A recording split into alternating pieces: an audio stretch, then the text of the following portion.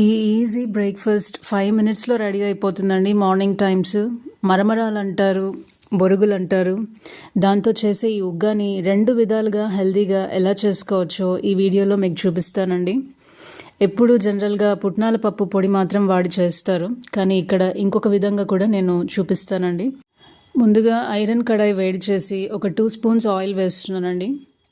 ఇక్కడ నా పోపుల పెట్టి మీరు అందరు చూసే ఉంటారండి. నేను తక్కువ ఆయిల్ వేసినా కూడా ఇక్కడ అన్నీ డ్రై రోస్ట్ చేసిన ఇంగ్రీడియంట్స్ కాబట్టి పోపుల పెట్టిలో అన్నీ ఎక్కువ ఆయిల్ వేయకుండా కూడా రోస్ట్ అయిపోతాయండి. వేయించిన ఆవాలు, జీలకర్ర, వేయించిన శనగపప్పు వేస్తున్నానండి. కాసేపు ఫ్రై చేస్తున్నాను.